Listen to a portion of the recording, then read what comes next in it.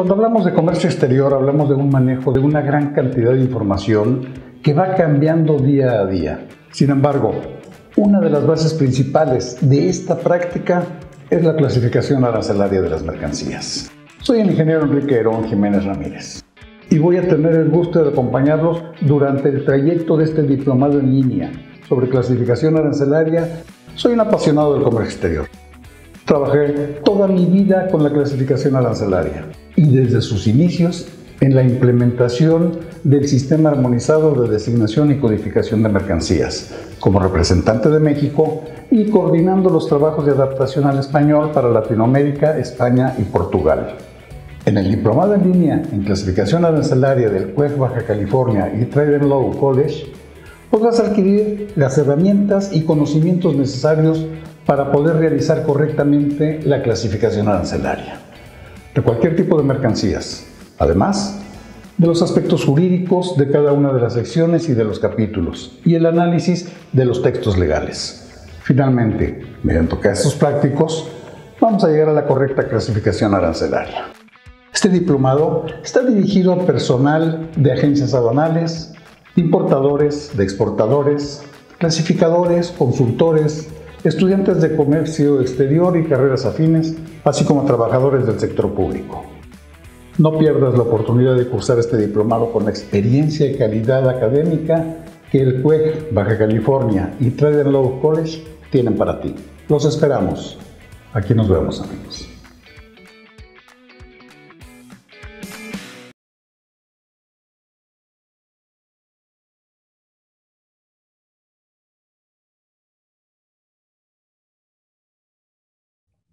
¿Qué tal, amigos? Buenas tardes. ¿Cómo están todos?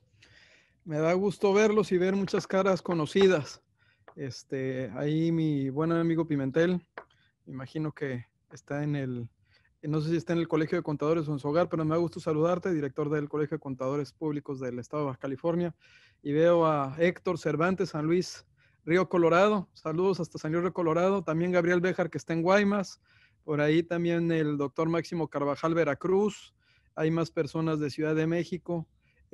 Mi primo, no primo, Héctor Ortega de la Torre, allá en la Ciudad de México. Y bueno, cada uno de ustedes les agradezco de antemano que nos vengan siguiendo y que participen en estas pláticas.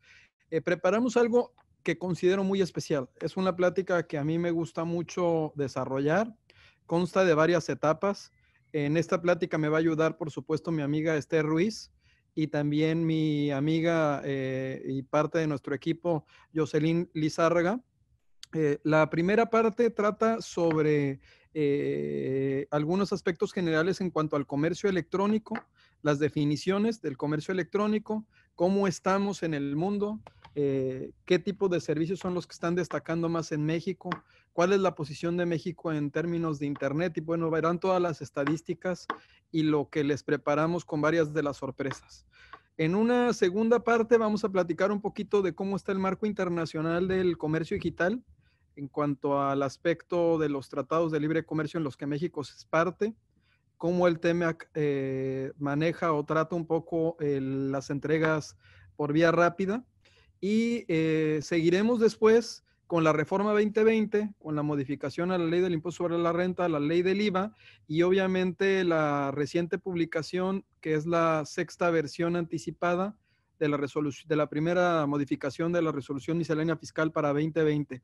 En cuanto a los impuestos que ahorita se están poniendo de moda, he visto mucho en la prensa que ahora va a costar más Netflix, que va a costar más Facebook, que va a costar más todo. Mira, hasta Rosy Carvajal está diciendo que sí. Ahorita se van a enterar por qué va a costar más, ¿no? Y van a ver cuál es el punto. Realmente no es que cueste más, sino es que ahora las personas que reciban esos servicios, de acuerdo con la ley del IVA, y en su caso con la ley del impuesto sobre la renta, pero particularmente la del IVA, al ser un bien o un servicio que se presta en territorio mexicano, está sujeto a que se cause ese 16% de IVA. Por eso es que les han dicho tanto, pero ahorita lo vamos a ver más adelante. No me quiero adelantar, espero tengan paciencia. Es una presentación que sí nos vamos a echar yo creo que 1 hora, 20 minutos más o menos. Al final vamos a abrir el micrófono para que todos puedan preguntar, puedan conversar. Acuérdense que a nosotros también nos gusta el diálogo circular. Entonces vamos a hacer ese ejercicio de diálogo circular. Pues bueno, voy a compartir mi pantalla. Nada más ayúdenme a decirme que sí logran ver mi pantalla. Aquí está. Yo creo que ya están viendo mi pantalla todos, ¿verdad? Y Esther y Josh ya tienen habilitado el micrófono. Tenéis que escribirlo. No, siempre me gusta esta plática. Siempre me gusta esta plática comenzar con ese pequeño video, ¿no? Que nos refleja cómo las generaciones se han venido modificando y cómo el uso de la tecnología ha venido transformando la manera en la que nos comunicamos, ¿no? Por un lado, un chico que se enfrenta al uso de una máquina, ¿no? Que a mí ese ejercicio lo he hecho con mis hijos, ese ejercicio del teléfono del que le dan vuelta, que yo tenía en mi casa, o del cassette que le damos el tape para ver cómo lo puedo utilizar. Y muchas veces las personas se sorprenden de que a través de esos medios, pues nosotros nos comunicábamos, hacíamos un documento o escuchábamos música, cuando ahora pues ya ni siquiera tenemos que tener en nuestras casas unos carretes gigantes o los discos de acetato, que ahora se ha hecho más una moda, que realmente el que requiramos para poder utilizar o escuchar música, ese tipo de aparatos. Ahora, para poder comprender esta presentación, y con todo el contexto en el que en México se desarrolla el comercio digital, incluso la penetración que puede tener, es importante que nosotros identifiquemos cuál es la población total y el mercado interno que tiene México, que son aproximadamente 131 millones de habitantes. Hay otro resto que está en el extranjero, se habla de más o menos 20 millones de habitantes en el extranjero, y pues teníamos, ¿no? Tenemos un PIB aproximado en esas cifras. Esto lo que nos lleva es que de esos 131 millones de habitantes, y estas cifras me parecen interesantes, al día de hoy contamos con 76 millones de registros federales de contribuyentes activos, de los cuales, ¿no? Si nos fuéramos por tipo, tenemos 30 millones de personas físicas con actividad empresarial, 39, 2 millones aproximadamente de personas morales, y tendríamos el resto serían asimilados a salarios. Es más o menos la manera en la que tenemos nosotros configurado el padrón de Registro Federal de Contribuyentes en México. Esto se los pongo porque estos contribuyentes ya llevan a cabo actividades de comercio digital con el gobierno, o sea, ya hay una plataforma a través de la cual se registran y a través de la cual procesan información, transmiten información y reciben servicios. Entonces, ahí podemos ver un poco qué tanto nosotros estamos vinculados o relacionados con el comercio digital. Ahora, también es cierto que el comercio digital ha venido transformando la manera en la que nosotros nos relacionamos. Incluso viene modificándose los hábitos de consumo. Y esta pandemia que estamos viviendo actualmente, pues va a transformar la manera incluso en la que nos relacionamos. No dudo que muchos de los chicos, sobre todo en la frontera, lejos de regresar a las escuelas, empiecen a hacer homeschool, que puedan hacer homeschool con algunas instituciones de si lo pueden hacer a distancia a través de medios electrónicos. No dudo que nosotros cuando regresemos a trabajar llevemos a cabo más actividades desde nuestros hogares. No dudo que la forma en la que nosotros estemos llevando a cabo la capacitación ahora ya sea en su mayoría por medios electrónicos desde la comodidad de nuestro hogar. Incluso no dudo que las reuniones que llevemos a celebrar por la propia necesidad que nos ha generado la pandemia, podamos celebrarlas en un futuro a distancia. Esto, aunque para nosotros es nuevo porque nos llevaron a ese tren del comercio digital a través de esta pandemia, en el mundo no es una novedad. En el mundo tiene más de 18 años que el comercio digital ha venido ocupando espacios. En el mundo del comercio digital ha venido transformando la forma en que las personas van a los establecimientos y consumen los productos. En Estados Unidos incluso algunos centros comerciales han transformado, o sea, el sector inmobiliario se ha venido modificando derivado de que las personas cada vez, y no ahorita con la pandemia, antes cada vez era más común que no fueran a los centros comerciales a adquirir un producto, o en caso de que fueran a adquirir un producto a un centro comercial, pues lo que hacían más que nada era comparar si el producto cumplía con las características de lo que ellos pretendían consumir. En este aspecto, ¿no? Si nos remontamos a dónde se origina, por poner un antecedente, ¿no? Podríamos encontrar que este señor en 1991 crea la primera página web. En esta presentación siempre me gusta preguntarle si alguien de ustedes ha visto cómo se veía la primera página web. Era así. Esta era la primera página web que nosotros, la primera página web que se creó, ¿no? Hay un museo de las páginas web y pues podrán ver que si se lo ponemos a mi hijo de 13 años y le pongo eso a decir, papá, oye, ¿eso qué es? ¿No? Bueno, la primera transacción por medios electrónicos se lleva a cabo en 1995. Esto es posterior a la entrada en vigor del Tratado de Libre Comercio de América del Norte. De ahí que dentro del propio tratado no se estableciera un capítulo relacionado con el comercio digital o comercio electrónico, porque en su momento la forma en la que nosotros veíamos al comercio digital era nada más vinculada con alguna información que transmitiéramos por medios electrónicos, algún documento digitalizado, pero no veíamos que a través de estas plataformas se pudieran hacer negocios a distancia, ¿no? Y me refiero no que no lo percibiéramos, la tecnología no nos daba en ese momento para que pudiéramos tener una tienda en línea. Claro que desde esa época se le trató de dar cierto poder y cierta formalidad a la transmisión electrónica de documentos, porque a través de esa transmisión electrónica de documentos se podía llevar a manifestar una voluntad para llegar a un acuerdo, para tener un convenio, para tener un contrato. Y los medios electrónicos empezaban a tomar mucho mayor fuerza y fortaleza. Aquí es donde en los 90s, cuando se hablaba de e-commerce, se planteaba de una transacción comercial entre dos entidades distantes y medios de pago muy sencillos. El primer pago, como les decía, electrónico, se estima que fue realizado en 1995. Recordemos que el comercio electrónico, no definido por la Organización para la Cooperación y el Desarrollo Económico, así como también hay una definición por parte de la ONU, hay una definición por parte de la OMC, pero todas coinciden que es un proceso de compra, venta o intercambio de bienes, servicios o información a través del Internet. Más adelante vamos a ver al final cómo a ciertos, o sea, cómo incluso se les trata de dar una característica interesante a los servicios para efectos de exportación. Y ahí es donde pudiéramos llegar a pensar que, bueno, los servicios no forman parte de nuestro sistema armonizado. Acuérdense que nuestro sistema armonizado de asignación de mercancías trata nada más de bienes tangibles, ¿no? Y bueno, de algunos otros bienes, pero que sean como la luz, el agua, ¿no? Pero no tenemos un código arancelario para clasificar a los servicios. Si quieren más adelante esto lo tratamos, ¿no? Por si les genera alguna inquietud o duda. Es aquí donde la OMC, en el Acuerdo General sobre el Comercio de Servicios de la OMC, nos habla que existen tres escenarios para que se lleve a cabo este comercio electrónico. Una operación del territorio de un país miembro al de cualquier otro miembro, ¿no? Del territorio de un miembro a un consumidor de servicios de cualquier otro miembro, o por proveedor de servicios de un miembro mediante presencia comercial en el territorio. Estas tres características o estos tres escenarios se están dando actualmente en México.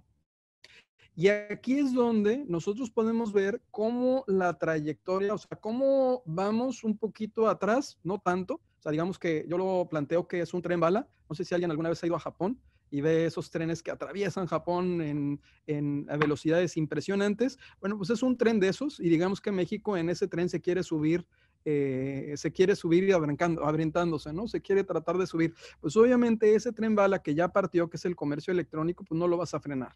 Lo único que puedes hacer es dejarlo que fluya. Y aquí vemos nosotros, porque la principal vialidad para que el comercio digital funcione es el Internet, es cómo se ha venido comportando el Internet en los diferentes países. En el caso de México se establece que casi el 67% de la población en México tiene acceso a Internet. Y aquí, viendo las cifras que nos presenta esta fuente, ¿no? Nos habla que de los 131 millones de habitantes, alrededor de 88 millones de mexicanos están conectados a Internet, es decir, más de la mitad de la población mexicana. Al día de hoy sería interesante, ¿no? Tener una cifra más actualizada porque incluso pues el tema de la pandemia nos ha llevado a que la única manera de comunicación que tenemos sean los medios electrónicos. Y recordemos que el tema del Internet pues ya no nada más es la estación que podamos tener en nuestras casas. El Internet también lo podemos traer a través de nuestro celular celulares. El tema del celular con estas aplicaciones de smartphone han generado que se rompan muchos paradigmas. Es ahí donde no me van a creer, esta estadística pues ya cambió, pero hasta antes de la pandemia un mexicano promedio pasaban alrededor de 8 horas y 1 minuto al día conectado al internet. Es decir, desde el Facebook, el Twitter, el TikTok, el Tinder, el Netflix, el Google, los correos electrónicos, todo el tiempo estábamos conectados alrededor de 8 horas y 1 minuto de las 24 horas que tenemos al día. Este tipo de conexión se podía dar de 3 maneras, o son las más comunes, ¿no? Que es el smartphone, que es el que ha venido desplazando a los demás dispositivos, la laptop, que es en la que yo estoy conectado con ustedes, y obviamente la tablet, ¿no? Este dispositivo que es un poco más grande, pero que te permite y que te da ciertas funcionalidades. Y aquí te decían, ¿no? Que en el 2019, que es donde cuadran las cifras del 87, 8 de cada 10 mexicanos ya disponían de un celular inteligente. O sea, no sé si se han dado cuenta, pero es que hay hasta bromas que dicen que van al Oxxo y van así, póngale 20 pesitos, póngale 5 pesitos, póngale 10 pesitos, póngale datos, ¿no? Como abonitos. Bueno, es más como si compraran en vez de tortillas que están comprando tiempo aire para poder tener acceso a sus datos, e incluso algunas de las plataformas que prestan servicios de telecomunicación integraron dentro del costo del arrendamiento por el servicio el uso de algunas de las plataformas. Entonces, fíjense la importancia que vino generando. Aquí pongo 2 estudios, uno del 2016 y otro del 2019.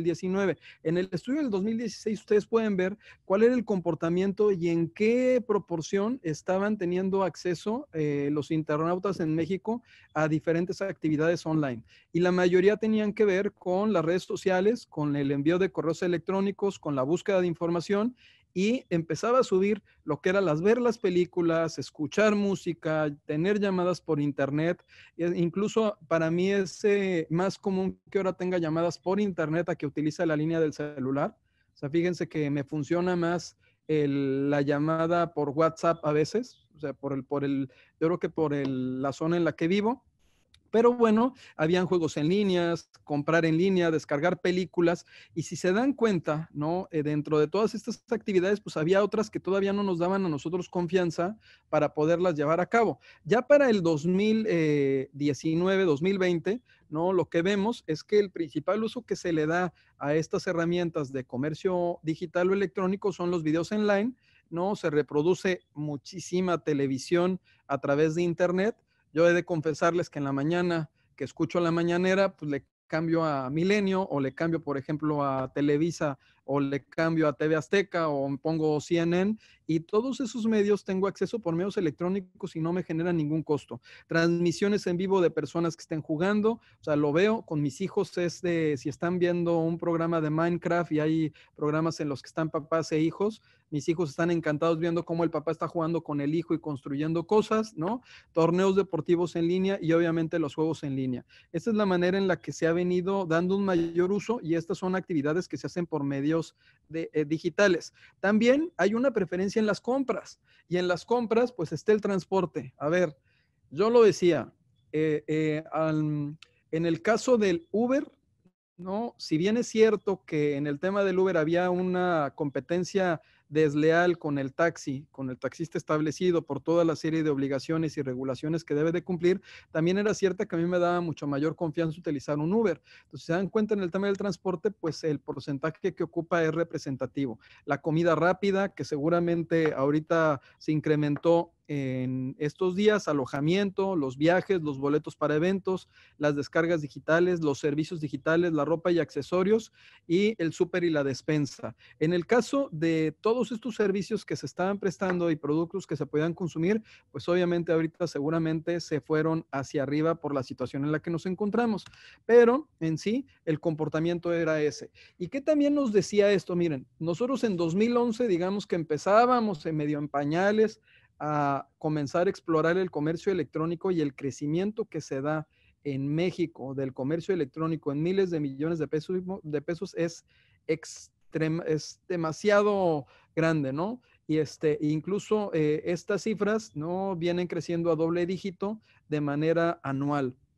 Esto nos habla de que también las personas han venido desarrollando ese interés por llevar a cabo las compras a través de estos medios digitales. También tenemos que comprender que las personas han transformado ese hábito de invertirle tiempo en desplazarse a una tienda, en hacer una búsqueda de algún producto, ¿no? Sino muchas veces, pues lo que están haciendo es que los están adquiriendo a través de estos medios. Y es aquí donde la decisión de compra también es importante, porque también vemos que en el comportamiento que tienen las personas al momento de llevar a cabo la compra, hay en algunos casos en los cuales se hace la comparación de precios dentro del establecimiento. A mí me pasaba, ya tiene más de 45 días que no voy a una tienda, pero sí me sucedía que veía algo que me interesaba y lo buscaba, ¿no? Y entonces entraba a la aplicación y hacía la comparación, pero ya había visto, incluso hay algunas marcas de electrónicos muy famosas que pues ya funcionan más como una tienda en donde se muestran productos y realmente el que se adquieran productos ya no son tantos, incluso puedes hacer los pedidos dentro del propio establecimiento para que te lleguen y dentro de la propia plataforma, pues tú lo que estás haciendo realmente es hacer una comparación entre el producto que estás viendo y el producto que pudieras llegar a adquirir. Aquí también se da una situación que en este tipo de compras por medios electrónicos muchas veces la calidad ya no es tan importante y eso a nosotros nos preocupaba. Nos preocupaba porque gran parte de lo que se debe de garantizar, así como en un establecimiento físico, en una tienda digital, la principal función que se debe de privilegiar es garantizar la calidad del producto y sobre todo, pues darle las garantías que merece el consumidor final. En este caso, también vimos que los métodos de pago, pues más importantes para el comercio digital son las tarjetas de crédito, estos intermediarios de pago, ¿no? Monederos electrónicos y el depósito bancario directo. Aquí esta cifra me parece importantísima porque lo decían varios de los foros. Las pymes, ¿no? En nuestro país, menos del 10% de las pymes cuentan con una página web. ¿No? Y más del 25% de las pymes utilizan Internet. No dudo que en esta época de pandemia hayan transformado de manera acelerada su negocio, pero era más que claro que tenían que modificar la forma en la que estaban promoviendo tanto sus productos como sus servicios. ¿No? Ahorita también es importante estar presente. O sea, he venido viendo que a partir de este mes hay todavía muchos más cursos en comercio exterior y aduanas y en materia fiscal. O sea, están mucho más activos todos los prestadores de servicios para mantenerse presentes con sus clientes. Y también las personas están buscando cómo colocar productos ya no a través de una página web, sino incluso por WhatsApp o por cualquier otro tipo de aplicación tratan de colocar sus productos. En este aspecto, ¿no? Podemos identificar que hay distintas modalidades de comercio digital. O sea, no nada más está el B2B, sino también era donde les decía que tomaba relevancia que tengamos más de 70 millones de registros federales de contribuyentes registrados ante el SAT, porque esos 75, más de 70 millones de contribuyentes registrados ante el SAT hacen una modalidad de comercio electrónico, de comercio digital con el gobierno federal, al momento de que emiten un comprobante, de que emiten un recibo, de que solicitan una factura, de que realizan un pago de una declaración, ¿no? Que presentan algún trámite ante alguna de las oficinas vinculadas con el Servicio de Administración Tributaria, pues bueno, pues todos esos trámites, recordemos, que se hagan a través de medios electrónicos, a través de Internet, podemos clasificarlos dentro de lo que es el comercio digital. Y hay diferentes modalidades, por ejemplo, en los municipios es común que nosotros paguemos la licencia por medios electrónicos o que paguemos la luz o paguemos los servicios a través de estos medios, ¿no? E incluso que entre estados o entre gobierno también se puede dar este tipo de servicios. Recordemos, por ejemplo, que nuestro Código Fiscal de la Federación en la reforma del 2013 también estableció que los estados y los municipios podían en determinado momento hacer uso de las plataformas desarrolladas por el gobierno federal para llevar y ejercer actos de fiscalización. Entonces es donde, ¿no? A través de estos medios electrónicos existe también esta relación entre las entidades gubernamentales. Aquí la parte que a nosotros nos hizo reflexionar en su momento es que así como tiene bondades el comercio digital y el comercio electrónico, pues también durante el transcurso de los años se han presentado ciertas situaciones que han modificado la forma en la que y el comportamiento del consumidor y también de la persona que presta el servicio o que coloca el producto. También las grandes corporaciones, así como las pequeñas corporaciones, han buscado a través de ciertas lagunas, ¿no? Establecerse en países donde de baja o nula tributación para reducir el pago del impuesto sobre la renta o el impuesto sobre sociedades.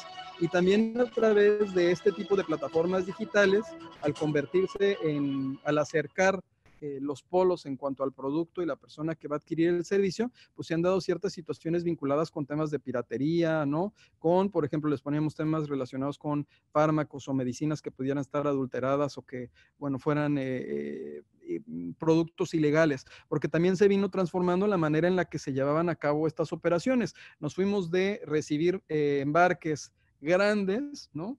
De posiblemente de una o de dos o de tres personas, a recibir envíos pequeños y de manera mucho más acelerada.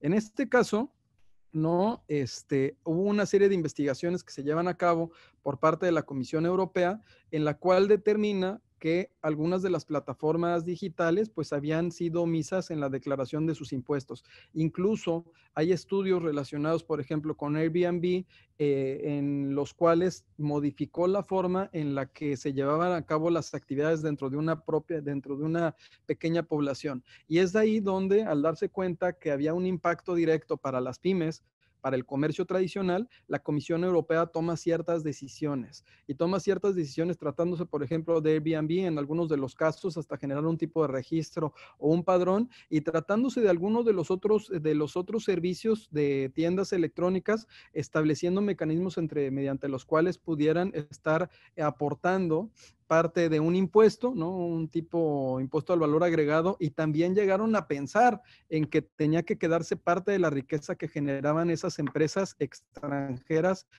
en sus territorios. Esto muy impulsado, ¿no? Por varios organismos, sobre todo en España, ¿no? En los cuales establecía que había una competencia desleal entre el comercio electrónico y el comercio tradicional. Y arrojan estas investigaciones en la Comisión Europea el que se lleve a cabo una propuesta que estaba en proceso de entrar en vigor, en la cual se iba a modificar la forma en la que y el comportamiento en materia tributaria de estas plataformas dentro de la Comunidad Europea, es decir, dentro de estos 27 países que la conforman. Esa es una propuesta que se encuentra en proceso de que pueda darse. ¿Y por qué se da esto? Porque actualmente cuando nosotros hablamos de la economía digital, podríamos decir que ya es sinónimo de economía nacional. Por eso fue que en México vieron tan importante el que se reformara la ley del impuesto sobre la renta y la ley del impuesto al valor agregado. O sea, o por supuesto que hay una situación totalmente vinculada con una cuestión recaudatoria, pero también hay una cuestión vinculada con una situación de generar cierto equilibrio al comercio formal. El comercio formal era el que se podía ver en ese momento pues más desprotegido, ¿no? Porque sí había una situación que pudiera afectarles en términos de competitividad. Y miren, en 60 segundos, ¿qué pasa en el mundo? En 60 segundos, en lo que estamos platicando nosotros, Google recibe más de 3.8 millones de búsquedas, WhatsApp 29 millones de mensajes, Facebook supera más de 243,000 fotos y Twitter recibe más de 350,000 tweets. Esa es la velocidad con la que se comporta el comercio electrónico en segundos. Y en Estados Unidos, ¿no? El 79% de su población utiliza redes sociales. Por cierto, voy a dar una plática del futuro de las profesiones, donde trato hay un libro que me gusta de Andrés Oppenheimer mucho, Sálvese quien pueda, pero también un estudio de la Universidad de Oxford que nos platica un poquito de este comportamiento. Esa va a ser una plática que está anunciada para las últimas fechas, espero que también me acompañen. Y aquí, no, les pediría que disfrutemos que disfrutemos todos este video, ¿no? Y que nos pongamos a pensar, ¿no? ¿Cómo interactuábamos nosotros hasta antes de la pandemia? Y estas plataformas, ¿qué nos han venido modificando? Yo todavía soy de los que conocí a mi esposa porque un amigo me dijo, te la presento, ¿no? Ahora existen aplicaciones como Tinder con las cuales no requieres esa interacción, ¿no? Si tienes perfiles en los cuales tú puedas conocer a alguien, ¿no? Y acercarte y encontrar coincidencias.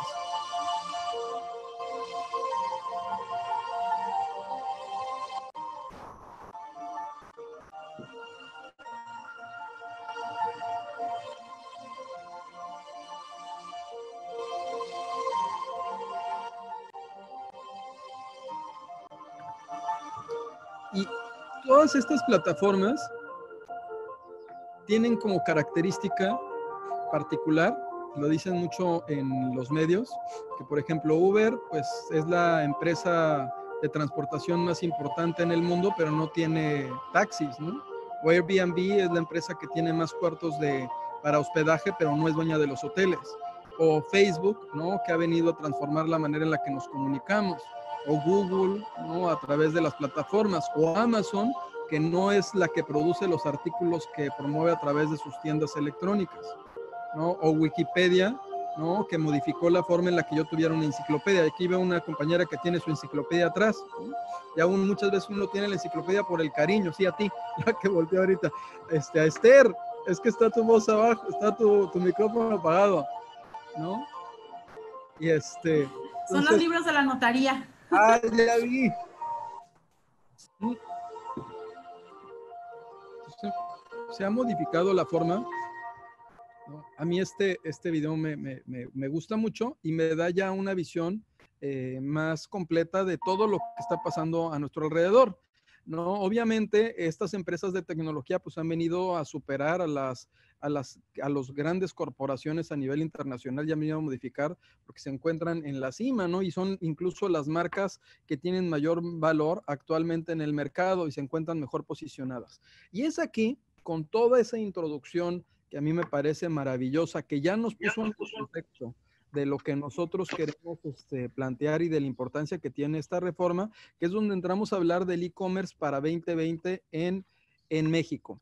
Para nosotros poder plantear ya en el aspecto formal y jurídico lo que es el comercio electrónico, es obligado que tengamos que recurrir a la OCDE, a la OMC y a la ONU. Y ahí hay algunas disposiciones que han tratado el tema del comercio electrónico. No son las únicas, son algunas de las más importantes de la literatura que se fue generando y que fue creciendo de manera constante y que se ha venido modificando, que incluso todavía hay paradigmas que no se han podido resolver, como tiene que ver el establecimiento permanente, que es una propuesta que a mí me pareció interesante que hicimos en su momento como confederación, el crear un establecimiento permanente virtual, ¿no? Saliéndonos un poco de la definición actual que se tiene de establecimiento permanente, pero era apartarnos y fue una propuesta que se trató de impulsar y que, bueno, no llevó a buen curso, pero sí nos llevó a que la ley del impuesto sobre la renta y la ley del IVA se modificara con la intención de que se pudiera tener una cancha más pareja, un piso más parejo para el comercio tradicional.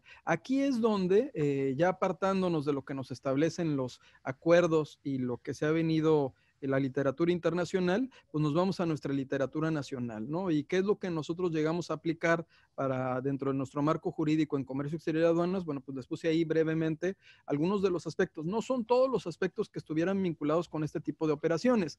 Y ahí es donde también nosotros tenemos una legislación nacional. En la legislación nacional, saliéndonos del tema de aduanas y de comercio exterior, pues encontramos que en distintos dispositivos en México se encuentran definiciones vinculadas con el valor que tienen los medios electrónicos, como es el Código de Comercio, como es el Código Civil, ¿no? E incluso ya en materia fiscal, pues los encontramos dentro del Código Fiscal de la Federación, ¿no? La ley aduanera, la ley FinTech, que tiene una intención en particular, no la desvincularía con el comercio electrónico, pero tiene un objetivo en particular en cuanto al tratamiento que está buscando, ¿no? La de propiedad industrial, ¿no? La Ley Federal de Derechos de Autor, obviamente, repito, la ley aduanera, el Código Civil Federal. O sea, en cada una de estas disposiciones se le trató de generar ese rigor para que pudiera consolidarse y tener una buena arquitectura legal el comercio electrónico. Y es ahí donde se le da cierto valor probatorio a este tipo de notificaciones e información que nosotros estemos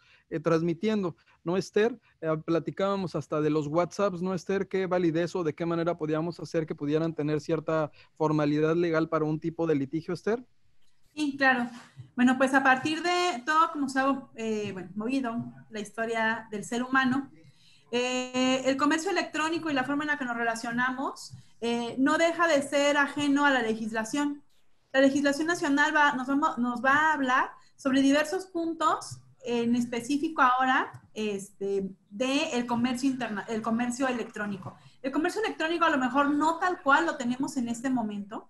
¿Por qué? Porque la legislación va después de lo que va ocurriendo. Posiblemente después hay una reforma en diversas leyes para hablar sobre el comercio electrónico como se está haciendo hoy por medio de plataformas, pero por el momento tenemos en diversos medios, como es el Código de Comercio, con la reforma, digamos, el comercio electrónico, como lo comentábamos con Octavio, lo comentábamos hace unos momentos, se entendió el comercio electrónico no como la compra por medio de plataformas, sino el comercio electrónico a partir de posiblemente un correo electrónico que se nos enviaba el correo electrónico, se pactaba la compra de un producto o de un servicio o la prestación de un servicio y entonces se efectuaba. En este momento lo tenemos más allá con las plataformas electrónicas. Con las plataformas electrónicas sí hay ya legislación que lo tiene, como la ley del impuesto sobre la renta, la ley del impuesto al valor agregado,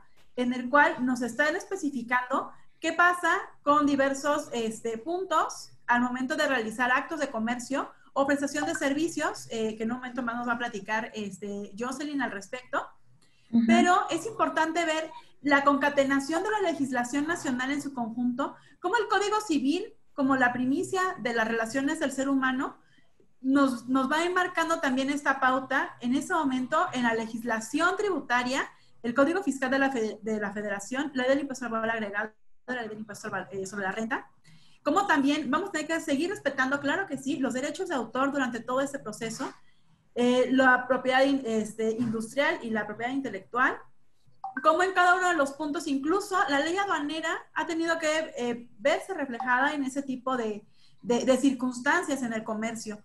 Y bueno, pues tenemos que seguir avanzando y la legislación tiene que ir hacia donde va el ser humano. Que después de esta cuestión que nos está pasando a nivel mundial, las relaciones no van a ser las mismas, el comercio no va a ser igual, la prestación de servicios no va a ser igual en ese sentido. Pero lo importante en este momento es ver cómo vamos a ir interactuando, cómo vamos a ir avanzando, cómo cambia la vida y cómo cambia el consumo de los productos por el ser humano.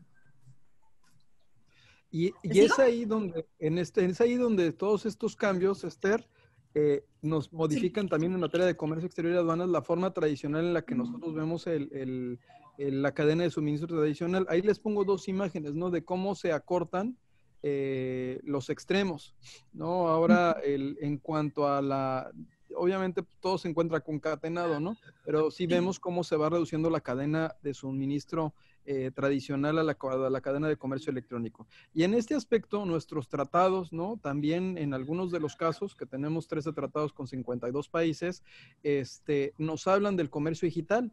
Hay unos que se vinieron modernizando, ¿no? Es el caso del Telecán, que ya en el TEMEC que establece un capítulo de comercio digital, que va a entrar en vigor el 1 de julio de este año. Recordemos que ya el intercambio de las notificaciones por parte de los 3 países ya se llevó a cabo y nos establecía el protocolo que iba a entrar en vigor el primer día del tercer mes después de que se notificara por la última de las partes a las otras 2. Esto ya sucedió y pues esa fecha en la que entra en vigor y pues va a ser un acuerdo que vamos a tener que llegar a tener presente. Aquí esta lámina me gusta mucho. Les comparto también que Romina Gaya, ella es una buena amiga, fue directora en la Secretaría del Conocimiento en la República Argentina. Ella nos va a platicar en unos cuantos días respecto a cómo exportar servicios por medios electrónicos.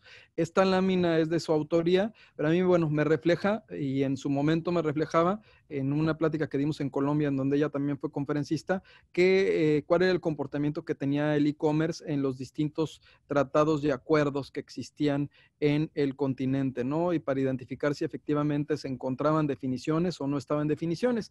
Y pues veíamos que no en todos se encontraban definiciones, ¿no? Y que era importante que impulsáramos ciertas modificaciones y reformas porque es un hecho que esta modalidad de comercio pues está transformando la forma en la que nos relacionamos y hacemos negocios. Es aquí, dentro dentro de nuestro propio TEMEC hay un apartado en particular que tiene que ver con los envíos de entrega rápida, con los procedimientos aduaneros expeditos y específicos para este tipo de envíos y este tipo de envíos que están sujetos a este esquema, en el cual si están por debajo de esos valores, pues entran bajo un esquema que se le denomina de minimis para que puedan ser introducidos a cualquiera de los países que forman parte de este acuerdo regional. Esos son los montos, si mal no recuerdo, que están vigentes al día de hoy. Y aquí podemos ver que en cuanto a este tipo de envíos de entrega rápida, ¿no? Hay algunos en los cuales no se encuentra previsto, por eso teníamos el Telecan. Me voy a regresar a esta lámina de Estados Unidos de $800 porque estos $800 han venido a modificar la forma en la que se hacen negocios en la frontera norte. En la frontera norte cada vez es más común que tengamos almacenes registrados bajo un programa IMEX para prestar servicios y que esos almacenes registrados bajo este programa se encuentren enfocados totalmente al comercio electrónico, o sea, que sean los lugares en los cuales se tiene resguardada la mercancía, incluso se les presta algún servicio de empaque, y después de que se les hace el empaque y hacen la petición, estos productos son exportados a Estados Unidos a través del esquema que existe allá, porque el monto que se permite en Estados Unidos es considerable, y son depositados para que se entreguen a través de las guías en toda la Unión de Norteamérica. Digo, es que son las oportunidades que se van abriendo de acuerdo a lo que nos va estableciendo la normatividad. Esos $800 ya se encuentran vigentes actualmente. Y aquí es donde en operación aduanera y el tratamiento fiscal en el 2020 de la economía digital, pues primero tendríamos que identificar que los regímenes aduaneros, ¿no? En qué regímenes aduaneros nosotros cubrimos o no cubrimos impuestos. De manera tradicional y de manera general, pues tenemos que el que prevalece es el régimen de importación definitivo. En el caso de importación temporal ya sabemos que se causa pero no se entera siempre y cuando tengamos certificación, igual que en el caso del IEPS. En sí, este tipo de regímenes pues, nos ayudan a pensar y ver, en caso de que nosotros queramos subirnos a esta plataforma de comercio digital, cuál va a ser el que vamos a optar. La mayor parte de los productos que se llegan a comercializar como bienes a través de las plataformas digitales entran como importaciones definitivas, pero pueden entrar a través, en algunos de los casos, de un depósito fiscal, o algunos otros pues pueden ser un tránsito e incluso a través de ese tránsito pudieran después colocarse en alguno de los otros regímenes aduaneros. Para mí el tema de los regímenes aduaneros es algo apasionante porque se encuentran vivos, o sea, puedes llegar en algún momento a combinarlos, puedes estar en un RFE y puedes posteriormente hacer una transferencia a un programa IMEX, que sería un régimen temporal. O sea, hay una combinación que puedes llevar a cabo, ¿no? Y en este caso, identificamos que tratándose de procedimientos simplificados para la importación, que son los que comúnmente se utilizan para el comercio electrónico, tenemos dos. Uno, cuando el valor es mayor a $1,000, pero inferior a $5,000, y otro, cuando el valor es menor a $1,000, que es el que más comúnmente utilizan las personas para hacer estas compras pequeñas, ¿no? Que esa parte también es algo que se ha venido vigilando y observando por parte del Servicio de Administración Tributaria, para también tratar de identificar que ese tipo de operaciones que se realicen no sean con el ánimo de comercializar los productos, ¿no? O que tengan incluso un límite en cuanto a su importación cuando sea una misma persona. Pero tiene ciertas reglas que hacen difícil el que se pueda seguir el proceso de la importación del producto. Y tenemos obviamente el mecanismo tradicional. Esto que nos dice que en materia de comercio exterior y aduanas y en la materia de los negocios, el e-commerce pues tiene una serie de oportunidades muy interesantes. De entrada, un acceso a mercado de 24/7. A ver, los 13 tratados que tiene México con 52 países, aproximadamente el Producto Interno Bruto que suman estos 52 países es más del 70% del PIB del mundo. Y la plataforma de comercio que tiene México para colocar productos en el extranjero abarca aproximadamente 1,300 millones de habitantes. 1,300 millones de habitantes que no duermen. Es decir, con el TPAT, con el anteriormente CPTPP, pues bueno, en lo que nosotros estamos aquí haciendo una operación, en Asia están durmiendo o están descansando y viceversa, ¿no? Entonces, incluso en el tema de los servicios, les puedo decir que se empezó a dar el que se contrataran prestadores, contadores o personas que generaran software en India, o en algunos otros países para aprovechar la diferencia de horario que tenemos, ¿no? Entonces, este mercado de 24/7 no nada más es para adquirir servicios, sino también es para ofrecerlos, no nada más es para adquirir productos, sino también es para ofrecerlos. Obviamente hay opciones avanzadas de envío y de pago. Les voy a poner un ejemplo. Ayer en Canaco Tijuana, el presidente de Canaco Tijuana, Jorge Macías, puso a votación que se siguieran dando apoyos en cuanto a despensas para las personas más necesitadas.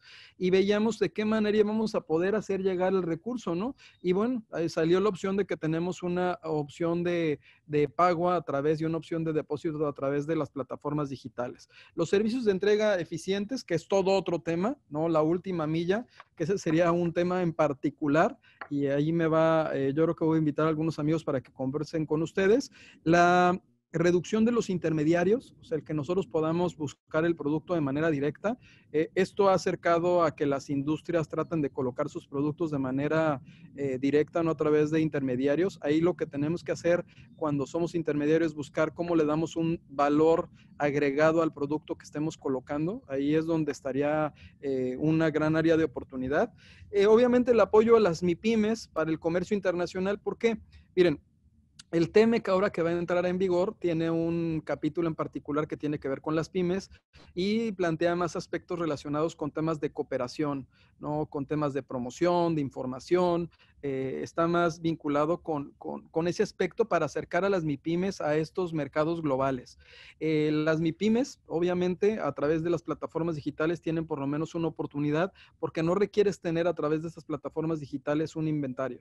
O sea, veamos cómo están manejando las operaciones, las empresas que están vinculadas con este tipo de productos y pues podemos identificar que se viene modificando incluso el inventario que podamos estar nosotros colocando y es donde las MIPYMES pueden tener un acceso adicional. En el caso, en algún momento recuerdo que con Guanajuato llegamos a conversar que el principal problema que tenían las MIPYMES es que al momento de exportar muchas veces el servicio de exportación en su totalidad era más caro que el producto que querían vender y eso hacía que salieran de mercado. Por ahí se quedó con el licenciado Ajued y ahora lo vamos a presentar yo creo que con Horacio Duarte, una propuesta de un tipo de operación simplificada para pymes para que pudieran ser mucho más competitivas en términos de costos a la exportación, porque sí les ha costado trabajo el colocar sus productos en el exterior derivado de que en algunos de los casos el costo los deja fuera de mercado, ¿no?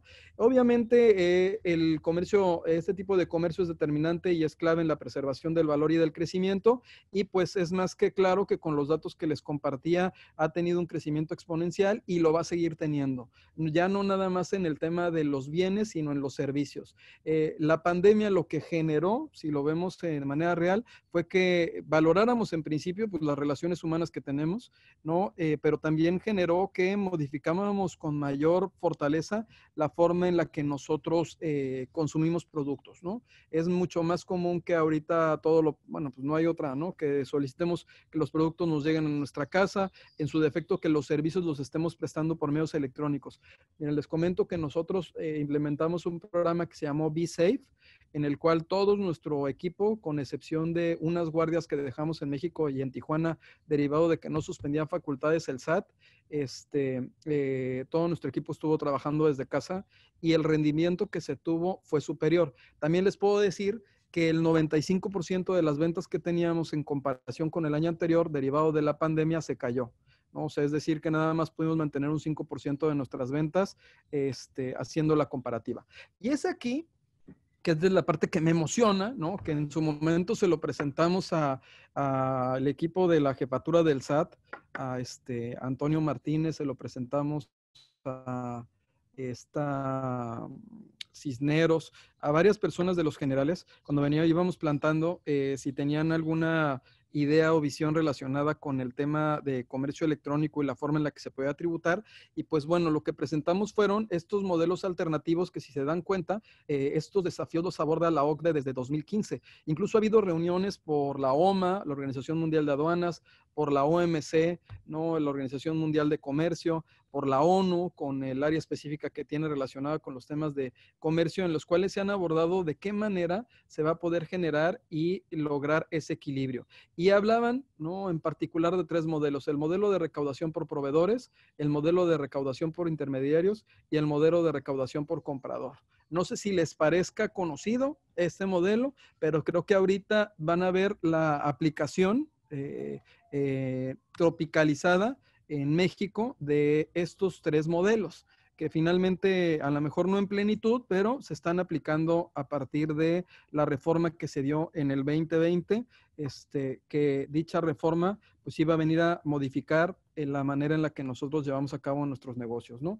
Y aquí esa reforma, pudiéramos resumir que en la exposición que tiene, pues nos habla de que hay una constante falta de cumplimiento por parte de los contribuyentes que participan del comercio digital, ¿no? Y que por eso se decide realizar las modificaciones a las leyes para tratar de contrarrestar esa falta de participación en el pago de contribuciones. Acuérdense que las reformas impactan a la ley del impuesto al valor agregado e impactan a la ley del impuesto sobre la renta, ¿no? Y que en este caso el reto principal era ver cómo se podía llevar a cabo el mecanismo para que se recaudara de manera eficiente esos 2 impuestos, uno definitivo, otro provisional, y de qué manera también íbamos a generar que no fuera estresante para las personas o que prestaban el servicio o que llevaban a cabo la adquisición del bien, ¿no? De la adquisición del producto.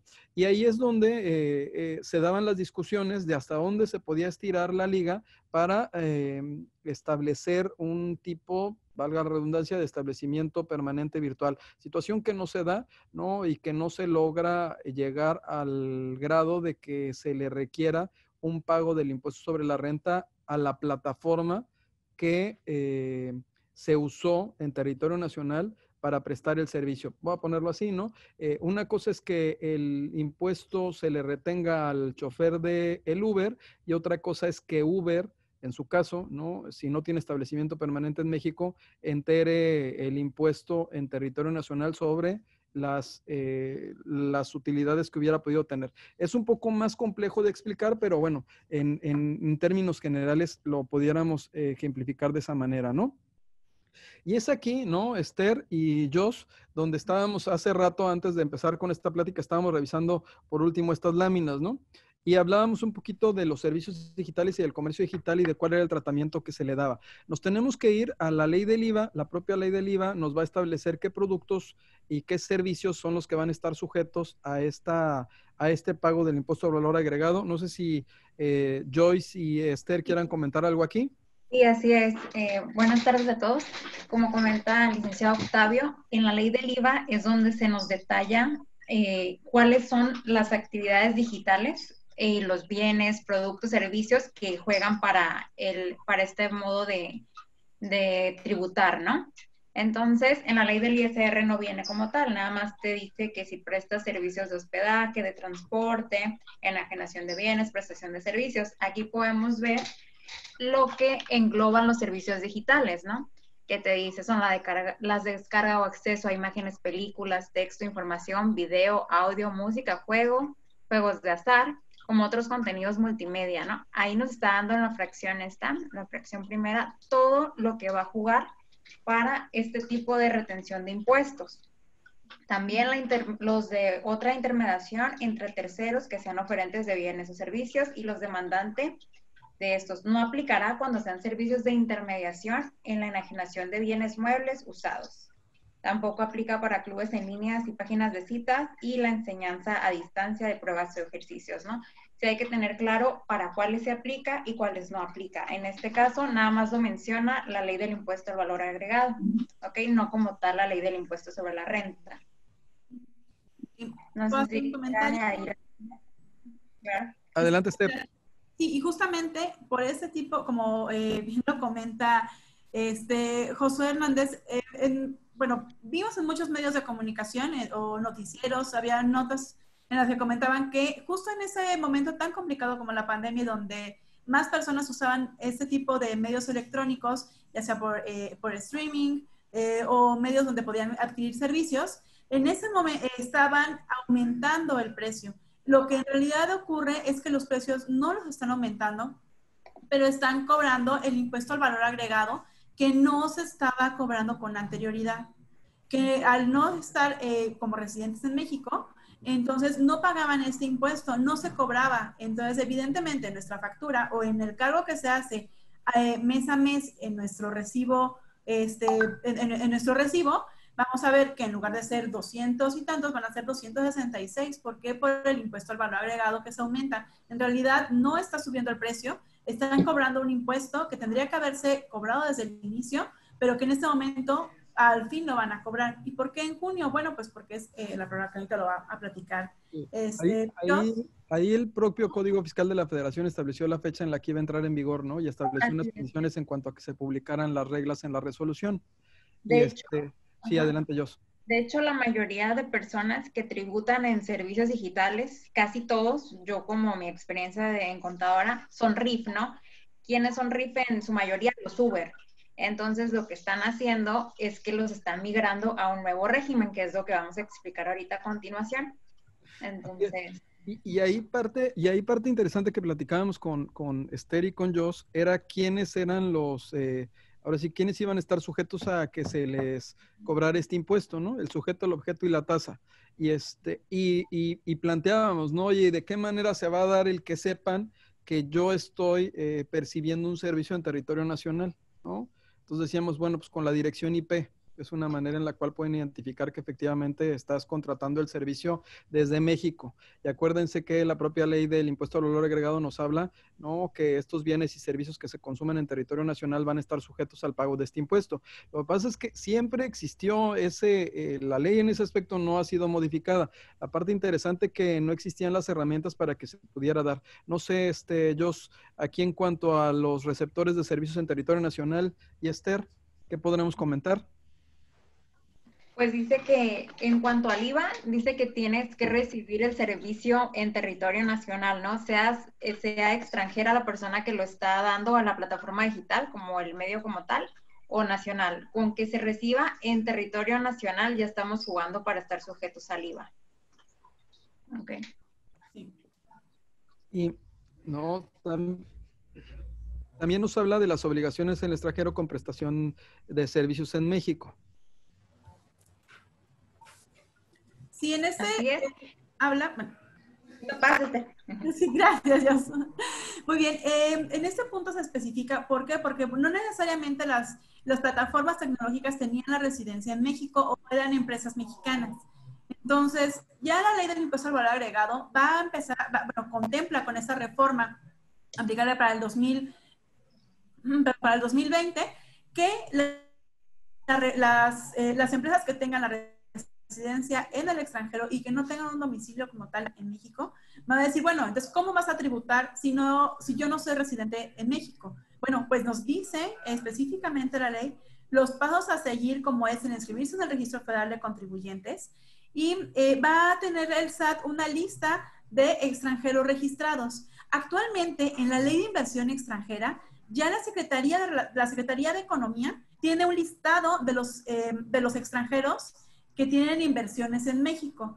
Por eso, cuando hay un inversionista, una sociedad anónima que es extranjero, tenemos que presentar un aviso de que esa persona tiene esta inversión.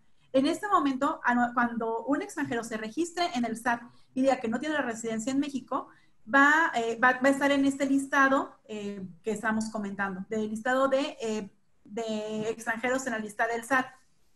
Pero vamos a tener que también tener un representante como tal en México y un domicilio. Eso es también importante. Además, bueno, pues que ya sabemos que la reina de las comunicaciones es el buzón tributario y por ende, si están dados de alta en el SAT, tendrán que tener aperturado su buzón tributario para cumplir con los requisitos de ley. Usted dice, inscribirte al Registro Federal de Contribuyentes, hablando de el residente del extranjero, ¿no?, que presta el servicio en México. Te tienes que inscribir, ¿no? Tienes que ofertar el precio con el valor, con el impuesto al valor agregado, ¿no? Y lo tienes que cobrar conjuntamente. Tienes que proporcionar al SAT la información sobre el número de servicios u operaciones realizadas en cada mes calendario con los receptores de los servicios ubicados en territorio nacional y los vas a clasificar de acuerdo con el tipo de servicio u operación y su precio, ¿no? vas a hacer el cálculo, ¿no?, de mensual del impuesto al valor agregado correspondiente y vas a aplicar la tasa del 16%. Van a tener que enterar esa cantidad antes, a más tardar el 17 del mes siguiente de qué se trate, ¿no? Y va a estar emitiendo y enviando a los receptores de los servicios digitales en territorio nacional los comprobantes correspondientes de los pagos. Estábamos esperando que en reglas se establecieran algunas condiciones adicionales, que también las vamos a ver más adelante ellos, ¿no? Pero las reglas, pues, como que no nos dijeron mucho, como que nos repitieron lo que estaba y pusieron 2, 3 cositas adicionales. No sé si quieras comentar algo. Sí, así es. Todo lo que estamos viendo está conforme a la ley. Ahorita le preguntaron aquí en el chat. Lo que estamos viendo de plataformas digitales salió con la reforma 2020.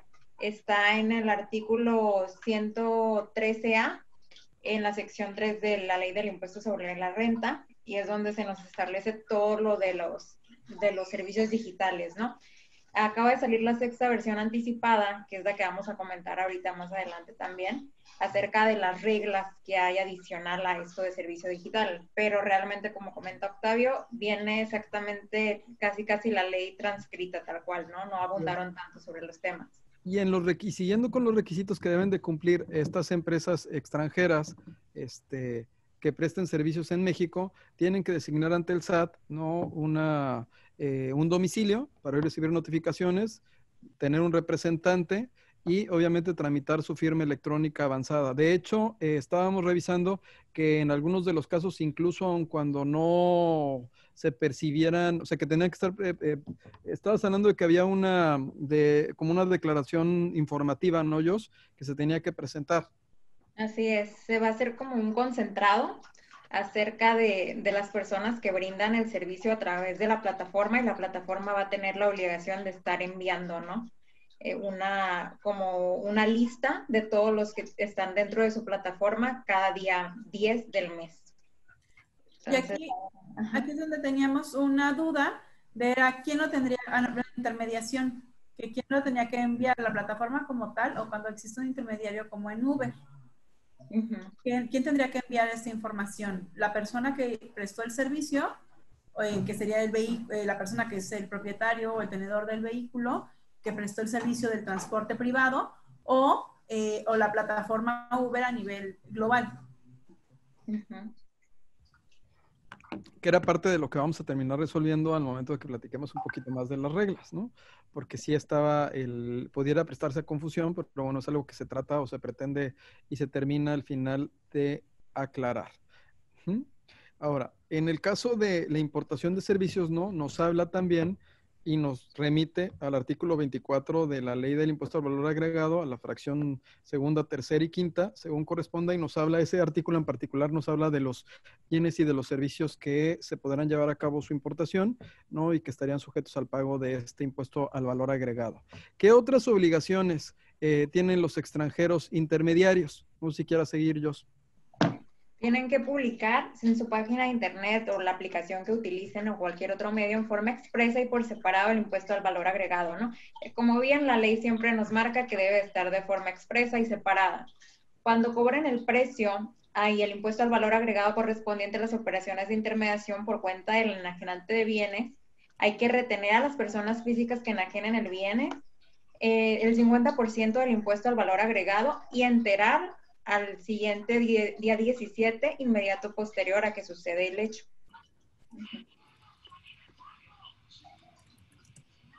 Y luego también, para extranjeros intermediarios, hay que expedir a cada persona física a la que hubiera efectuado la retención un comprobante fiscal digital de las retenciones realizadas, ¿no? Y también, como tal, inscribirse en el Registro Federal de Contribuyentes ante el SAT, como personas retenedoras. Sí, es correcto. No, hay otras obligaciones, ¿no?, que incluso se repiten, ¿no? Ro, si quieras comentarlas. Sí, claro. Bueno, entonces, cuando esas personas que son extranjeros, pero son los intermediarios, tenemos que tener en la liga de la información, tiene que decirnos, bueno, el nombre completo, razón social, la clave fiscal de contribuyentes, la clave única de registro de población, el domicilio fiscal, la institución financiera o la clave o la cuenta clave con la cual se reciben los depósitos de los pagos, el monto de las operaciones celebradas por su intermediación durante el periodo en que se trate, por cada enajenante de bienes, prestador de servicios u otorgue el uso o goce temporal de bienes, tratándose de servicio de hospedaje a la dirección del inmueble. Por ejemplo, pensemos en este apartado en específico, como en Amazon, que es una plataforma que va a vender, pero que las diversas personas suben sus productos, como Mercado Libre. Mercado Libre sí es nacional, pero pensemos en Amazon, en el cual sí tendríamos que estar, o tendría Amazon que estar identificando las personas que lo compran en el territorio mexicano para recabar toda esta información. Lo que aquí es importante es que no necesaria, si bien la persona que compra los productos no necesariamente va a establecer su registro federal de contribuyentes, por ejemplo, o la forma en la que se va a vincular como con las cuentas PayPal, como lo veíamos al inicio de la presentación con el doctor Octavio, que nos comentaba cómo los medios de pago han ido cambiando también. Entonces, a lo mejor no tenemos una cuenta clave como tal, pero hayan pagado por una cuenta PayPal. Entonces, esta información no se va a recabar de la persona que compra el producto, sino de la persona que está vendiendo el producto y a dónde le van a llegar todos los pagos y todo lo que se está recibiendo por la intermediación y la venta de los productos o la prestación de los servicios. Correcto. ¿No? Joyce, platicábamos un poco de la opción para el pago del impuesto definitivo. ¿Qué opciones tenían? Porque también trataron de buscar un esquema de facilidad, ¿no? Para los que prestaran el servicio a través de estas plataformas. Ajá, esto me pareció un poco curioso porque esto viene en la ley del impuesto agregado, al valor agregado, y habla que puedes tomarlo como pago definitivo cuando los ingresos en el año no excedan de 300,000. ¿Qué me parece curioso? Que el IVA pues realmente es un pago definitivo, ¿no? Entonces, no sé por qué está así otra vez, pero así viene la ley del IVA. También nos marca como referencia que no haya ingresos por otras actividades, excepto como asalariados o intereses, y cuando cobren directamente el receptor del servicio, deberán de realizar una declaración por lo que cobraron directamente aplicando el 8%. Ahí Joshua se refería, por ejemplo, cuando el Uber tienes la opción de que no te hagan el cargo a tu tarjeta sino pagarlo. Ajá. Sí, es como esa opción, la que acabas de comentar. Sí. Así es. Oye, entonces, bueno, las obligaciones de las personas físicas, ¿no? Aquí también las personas físicas tienen obligaciones cuando lleven a cabo este tipo de actividades, ¿no? Es inscribirse al Registro Federal de Contribuyentes, ¿no? Hay una situación en cuanto a la forma en la que se pueda acreditar o disminuir alguno de sus gastos o inversiones respecto al impuesto calculado en la tasa del 8%, ¿no? Y tienen la obligación también de conservar el comprobante fiscal digital de Internet, expedir el comprobante fiscal digital y presentar el aviso de opción ante el Servicio de Administración Tributaria. Este aviso que se da en términos del artículo 18J de la propia ley, ¿no? Y en este caso van a quedar relevadas de realizar las declaraciones informativas. Más adelante creo que vas a platicar un poquito de cómo funciona el esquema de facilitación para las personas físicas cuando no superen estos ingresos de 300,000, ¿no, Jos? Ajá, sí, así es. Ok. Pues el comprobante realizado por extranjeros, Esther, no sé si lo quieras comentar. Sí, claro. Cuando una persona que radica en el extranjero, un extranjero, durante el 2020, ¿cómo le va a hacer para emitir este tipo de comprobantes? Ya que, bueno, pues como sabemos, la tributación internacional es diferente. Entonces, los residentes del extranjero sin establecimiento permanente en el país, esto hay que tenerlo en cuenta, que es el apartado en el que nos estamos refiriendo específicamente, así como las entidades o figuras jurídicas extranjeras, van a realizar el comprobante fiscal por internet mediante las reglas de carácter general que va a emitir el SAT, lo cual pues es conveniente en la ley, pero poco conveniente ya que cada año tendremos que estar verificando cuáles van a ser estas reglas, que la ley nos especifica que como mínimo requisitos, estos comprobantes van a tener el monto, el concepto, el tipo de la operación que se realizó y el RFC de la persona a la que se le retiene el impuesto. Entonces, como lo vemos, son mínimos requisitos, no se establece como anteriormente estaban las facturas, que tenemos que poner todos los datos, domicilio y todo lo demás. Ahora solamente con que pongamos nombre RFC, el concepto por el que se dio, el monto, y el RFC de la persona será suficiente, además de lo que especifican las reglas, que también un momento más nos lo va a comentar Jocelyn. Así es, hay unas fechas que nos dicen que tenemos que tomar en cuenta. Dentro de esas fechas se encontraba la obligación de que se publicaran las reglas generales, la resolución miscelánea fiscal relacionada con este tipo de operaciones, ¿no? Y había una fecha límite para que los residentes en el extranjero que prestaran servicios en México se registraran y estuvieran inscritos ante el Servicio de Administración Tributaria. Entonces, por eso es que se han venido dando estos avisos y se ha estado estableciendo que ya va a comenzar a arrancar porque ya están publicadas en una versión anticipada, por lo que entiendo estas disposiciones. Aquí pusimos la ley del impuesto sobre la renta después de la del IVA, ¿no? Porque pues nos llega ¿no? La correlaciona con la del IVA y establece quién es el sujeto y el objeto y nos da las tasas en las cuales se va a estar llevando a cabo el pago de esta contribución, ¿no? Y dentro de la ley del impuesto sobre la renta, pues nos establece un régimen para las personas físicas, el cual cubre los ingresos por la enajenación o de bienes o la prestación de servicios a través de Internet mediante plataformas tecnológicas, aplicaciones informáticas y similares. Y nos manda al 18B de la ley del impuesto sobre la renta, así como nos establece cuál va a ser el manejo de estos ingresos. Aquí también, ¿no? Platicábamos, Josh, que parecía como un copy-paste, ¿no? Así es. También habla acerca en la ley del impuesto sobre la renta que no deben de exceder de 300,000 pesos anuales para que se puedan considerar como pagos definitivos las retenciones efectuadas por las personas morales a cargo de las personas físicas. Y también dice que pues no debes de exceder de los 300,000 que tengas como asalariado o por intereses. Si los excedes ya no se van a considerar definitivos. Se considerarían provisionales, ¿no? Como lo hacen cualquier otro régimen. ¿No? Entonces, ¿qué pasa cuando queremos utilizar las retenciones como pago definitivo? Ok, si lo vamos a utilizar como pago definitivo, no vamos a poder hacer deducciones que correspondan al desarrollo de esas actividades. Es decir, si eres Uber, pues los Uber generalmente deducen lo que es la gasolina, las refacciones del carro, mantenimiento del carro, etc., ¿no? Y lo facturan porque es lo que ellos deducían normalmente en un RIF. Se les dio la oportunidad de migrar de forma paulatina, por eso es que a partir del 1 de junio ya se tienen que migrar a lo que vendría siendo la plataforma digital.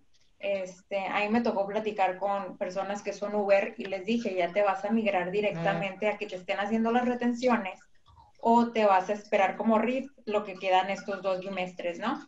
Me dijeron, ¿sabes qué? Como RIF, ¿por qué? Porque ni siquiera ellos, como parte de su trabajo, la plataforma no les ha hecho, o en ese momento cuando yo pregunté eso, tendrá 2 meses, que ni siquiera les habían comentado cómo iban a tributar, ¿no? No estaba muy claro cómo se iba a hacer, pero en este caso, cuando quieran considerar las retenciones como pago definitivo, no vas a poder hacer deducciones, porque ya lo va a retener la moral extranjera y ella lo va a enterar por ti, ¿no? Entonces, como comentábamos también en el del IVA hace ratito, la persona moral extranjera le va a tener que dar una constancia de retención por las plataformas digitales. Entonces, el contribuyente, persona física, tiene que conservarlas, ¿no? Porque es su comprobante de que se le retuvo y pues en este caso ya la empresa extranjera deberá enterar el impuesto y pagarlo, ¿no? También hay que presentar un aviso ante el SAT que tienes que manifestar tu voluntad de que sean como definitivas, ¿no? Si no lo hacemos, pues se tiene por no puesto. Entonces, ahí yo lo que creo que sería el medio ideal, ya sea buzón tributario o por medio de una aclaración. No he revisado ahorita, la verdad, si ya se pueden hacer las aclaraciones para establecer que las retenciones se van a tomar como pago definitivo. Algo muy importante, una vez que tú decidas que va a ser como pago definitivo, ya no puedes variar en 5 años, ¿no? En 5 años se te van a tomar como pagos definitivos, a menos que saliéramos del supuesto y rebasáramos los 300,000 anuales, ¿no?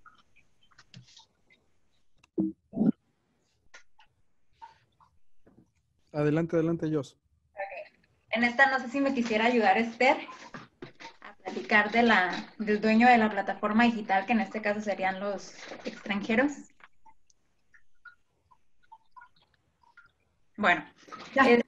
¿Qué pasa cuando el dueño de la plataforma digital tiene la obligación de retener el impuesto, pero además tendrá que cumplirlo? O sea, el dueño de la plataforma es quien le va a hacer la retención del impuesto de ISR a la persona que esté prestando el servicio o comercializando el producto. Pero además tendrá que cumplir con algunos requisitos que son los siguientes. ¿Me puedes regresar a la anterior, por favor? Perdón. Sí. Perdóname. Más adelante. Sí. Gracias. Sí, en el caso de residentes,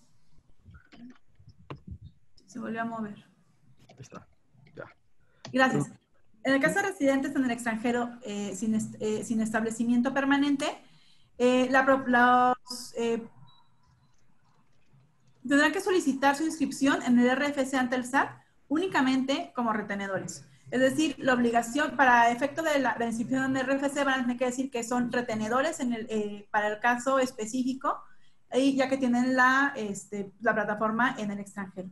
Van a proporcionar un comprobante fiscal a la persona física a la que se le hubiera efectuado la retención, a más tardar entre los 5 días siguientes a cual se efectuó la retención. Esto es importante porque, tenemos que tener estos comprobantes sobre las retenciones y tenemos una duda en específico sobre los tabuladores que vamos a ver más adelante también. Proporcionar al Servicio de Administración Tributaria la información que marca la Ley de Impuesto al Valor Agregado, que es la que acabamos de comentar, donde nos vendría el monto, el producto, RFC y la forma en la que se efectuó el pago. Entregar la retención mediante declaración a más tardar el día 17 del mes inmediato anterior. Bueno, pues eso es lo normal para todos los demás regímenes.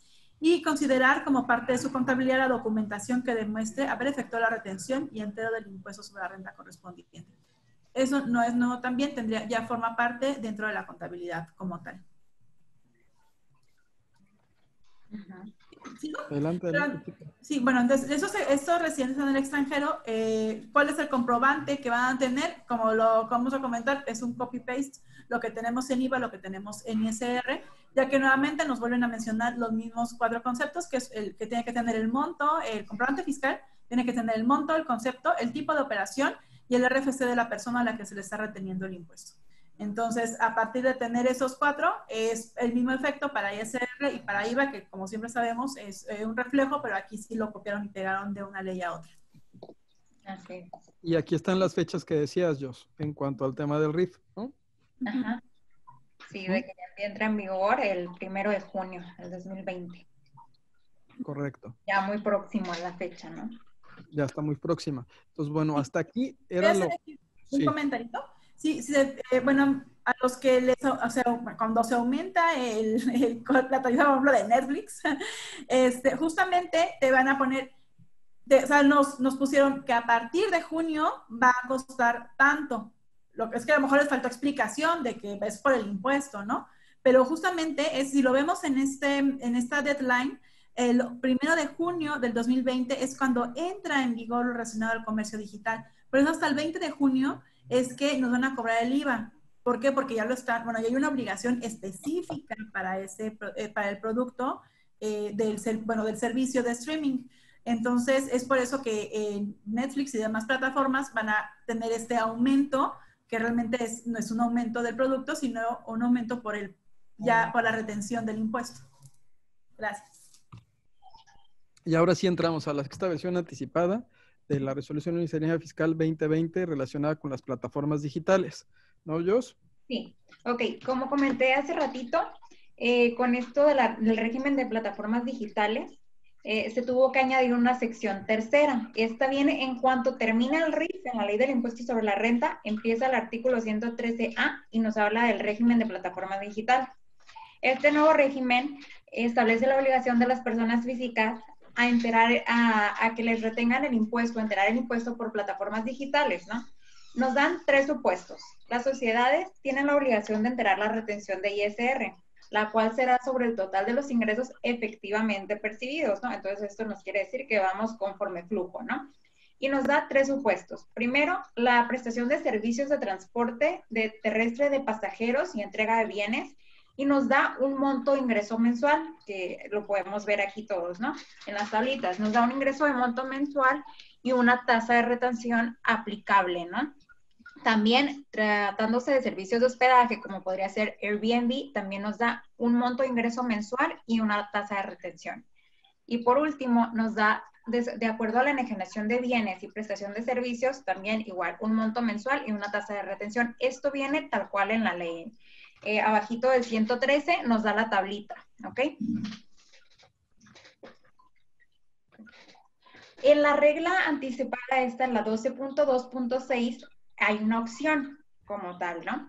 Las personas morales residentes en México o residentes en el extranjero con o sin establecimiento permanente en el país pueden optar por hacer las retenciones de cada contribuyente por periodos diarios, aplicando al monto total del ingreso diario efectivamente percibido, otra vez conforme al flujo, lo que realmente le pagamos por el contribuyente, las tasas de retención.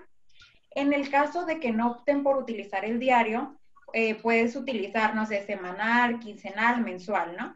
A ver, ¿lo pueden seguir, por favor? La que sigue. Y aquí nos viene esta tablita. A ver, en la otra, por favor.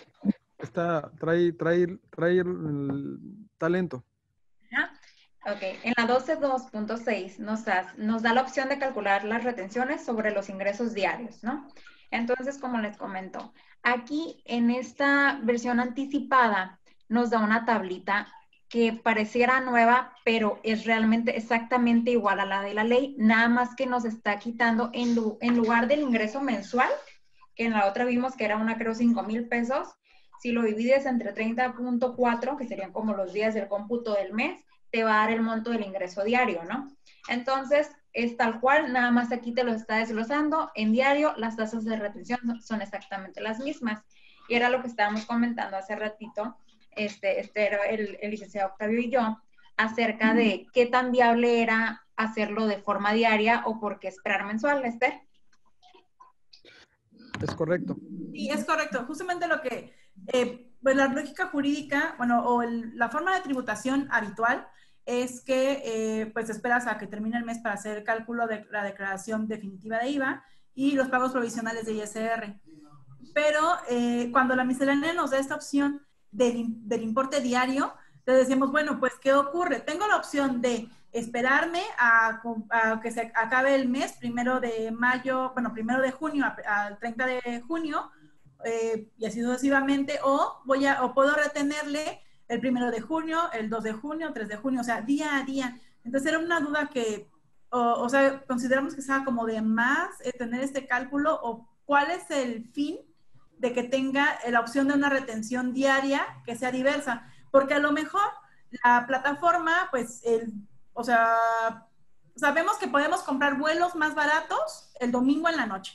Entonces, a lo mejor el domingo en la noche, pues, hay más compras o menos que un martes en la mañana. O sea, que el martes hay menos compras que un domingo, vaya. Entonces, posiblemente yo el domingo tengo mayores ingresos y el porcentaje de la retención sea mayor que un martes, pero mes a mes puedo tener los bloques generales significativos iguales para tener la misma tasa de retención mensual. Entonces, esas son las tipos de cuestiones en las que nos entraba la duda de qué ocurría con esas retenciones o qué va a ocurrir con esas retenciones a partir de junio. Si van a tener la opción de hacer la plataforma de retención diaria o si se esperarán a la retención global, dependiendo de cómo sea la forma en la que la plataforma le pague al Uber o le pague al Airbnb o sea, le pague a cada prestador de servicios o vendedor de productos. Sí, en el caso de Uber les pagan por semana, ¿no? Ahorita estaba confirmando con un chofer de Uber y cada semana les hace el pago, pero me imagino que también la intención de esto es que pues hay más modalidades y otro tipo de plataformas que pudieran estar operando de manera distinta. Y por medios electrónicos, pues todo ya es hasta más sencillo y mucho más fácil, ¿no? Que es parte de lo que ellos manejan. También en Uber sí se puede el cobrar todos los días.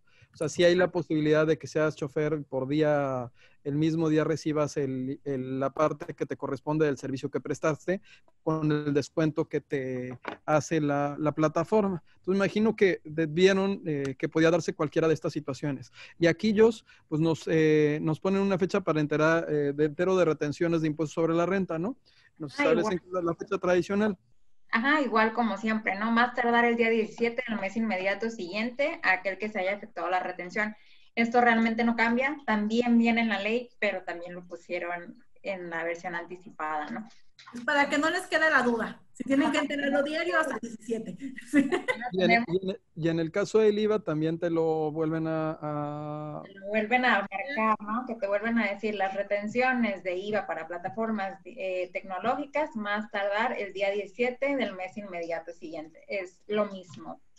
Y aquí es lo que está interesante y fue lo que nos surgió ahí, que nos hizo ruidito, que habla de una declaración informativa de servicios digitales de intermediación entre terceros, ¿no? Dice, los sujetos que presten servicios digitales de intermediación entre terceros deberán proporcionar al SAT una lista, ¿no? De los clientes, aun cuando no hayan efectuado el cobro de la contraprestación, dice, a través de una declaración informativa de servicios digitales. De hecho, ya está ahorita en el SAT, hace rato me tocó verla, la busqué cuando estábamos revisando todo esto, ya está la opción, ahí te dice a quién les aplica y te dice a más tardar al día 10 del mes inmediato, ¿no? Esta sí es el día 10. Y después, ahora sí, como comentábamos, una listita de qué personas están utilizando tu plataforma para recibir ingresos, ¿no? Es como, pues, estás dando tu lista de gente que utiliza tu plataforma para recibir ingresos. Entonces, era donde nosotros empezábamos a tener la duda de, pues, quién era el que iba a dar la lista, ¿no? Si el conductor de Uber o la persona moral. En este caso, como es la persona moral la que está haciendo las retenciones y todo esto, pues se sobreentiende, ¿no? Que sería la persona moral la que estaría obligada a presentar la declaración informativa de servicios digitales. De acuerdo. Y aquí, déjenme dejar de, ¿cómo dejo de compartir? Arriba en la pantalla. Ajá. Sí, Subes el cursor hasta arriba. Y aquí en este aspecto, pues yo creo que tendríamos que reflexionar alguna serie de situaciones. En principio, bueno, que las tengan o no tengan establecimiento permanente estas plataformas en territorio nacional, se van a tener que registrar, van a tener que inscribirse al TELSAT, van a tener que contar con un representante legal en territorio mexicano, contar con un domicilio, y van a tener que cumplir con estas obligaciones de enterar lo que terminen recaudando, ¿no? A través de sus plataformas digitales. Tendrán que identificar también qué servicios son los que se están consumiendo o qué bienes son los que se están consumiendo en territorio nacional. Y es donde establecen dentro de la propia ley del IVA cuáles son los sujetos que estarían obligados al pago de este impuesto. Entonces, cuando vienen las aplicaciones que dicen que a partir del 1 de junio, pues ya vimos que reflexionando está relacionado con los transitorios de las propias publicaciones que nos establecen esa fecha. Estas fechas también estaban sujetas a que el Servicio de Administración Tributaria llevara a cabo la publicación de la resolución miscelánea fiscal y nos diera un poco más de luz. Ya ven que ahora la moda es que todo se haga mediante reglas, ¿no? Ya el imperio de la ley ya en México cada vez está haciéndose más pequeño, ¿no? Todo lo tenemos que llevar a reglas. Y nos dimos cuenta de que las reglas no son tan útiles que nos terminaron repitiendo lo que la ley decía. Entonces yo estoy muy contento de que en la ley se establezcan ciertas condiciones, ¿no? Y que en la regla no fue más que parafrasear lo que la propia ley establecida, con algunas de estas excepciones y estos cálculos que nos hicieron, que nos pusieron estas fórmulas que pues pudieran darnos alguna idea de cómo va a llegar a funcionar. En este aspecto hubo varias preguntas que hicieron ustedes. Ya algunas ya las contestaron. Sí se establece para los usuarios, para los que prestan el servicio, hay un esquema de facilidad en el cual pueden ellos optar por ese esquema. Si llegan a optar por ese esquema, siempre y cuando no superen el umbral de los 300,000, se van a encontrar en esa situación. Y también, si optan por ese esquema, ya no se pueden rajar. ¿No, Jos? O sea, ya te subiste y 5 años y te fregaste. Y mismo y lo eso, que pasa no van a tener... tratamiento, ¿no? Que te dicen, si decides la opción comprobable del 35%, todo el año ya no puedes cambiarla, ¿no? No puedes cambiarla. Es cómodo porque pues no les van a estar, no tienen que hacer todas las actividades que hacemos los demás contribuyentes, pero pues tienen que ustedes pensar que efectivamente les vaya a ser conveniente, ¿no? En el caso de Ricardo Cárdenas, que le saludo, que estábamos también por el WhatsApp compartiendo, efectivamente recordemos que la intención en principio que se tuvo fue que las plataformas digitales, aparte de retener el impuesto sobre los servicios que se pagaban en territorio nacional y enterarlo, y aparte de cobrar el IVA sobre los servicios y bienes que se vendían en territorio nacional, el objetivo era que esa plataforma pagara impuestos sobre la renta en México, sobre los ingresos que hubiera tenido en México. No se logró ese objetivo. Y no se logra ese objetivo, obviamente, porque estaríamos invadiendo una serie de circunstancias de temas de doble tributación, de BEPS, que todavía se encuentran en proceso de explorarse. Lo que se genera es que a través de estas plataformas digitales, bajo este esquema, sí se lleven estos esquemas de recaudación en los cuales todos los que prestemos servicios a través de ellas, si yo fuera chofer de Uber o yo tuviera un Airbnb, yo tuviera una casita aquí que la empiece a rentar, bueno, pues Airbnb, a través del proceso que yo haga de renta, Airbnb va a tener que establecer dentro del precio de venta que también esté integrado con el IVA, y en su caso va a llevar a cabo el cobro y el entero de esa cantidad. Y esas declaraciones las tiene que estar presentando ante el Servicio de Administración Tributaria. Ya sería otro tema meternos a qué va a pasar en caso de que las plataformas no cumplan con ese objetivo, ¿no? Porque hay un representante legal en México y sí estarían con ciertas obligaciones e incluso responsabilidades. Más o menos este es el esquema. Y les agradecemos a todos, obviamente, seguirnos. Vienen otras sorpresas, van a estar próximamente varios amigos, algunos negociadores del Telecán en temas del capítulo de solución de controversias, gente de Argentina que fueron los que están más avanzados en cuestiones de plataformas digitales, pero dándonos consejos para poder hacer negocios. Y pues bueno, vienen varias cosas toda esta semana. Pues no me queda más que agradecerles y que tengan un excelente fin de semana, que disfruten a su familia y por favor todos cuídense mucho, quédense en casa. Si salen, cuídense mucho, cuiden a sus familias, que la vida es lo más valioso que tenemos. Esa nadie nos la puede comprar y esa se gasta todos los días. Que tengan un excelente día a todos.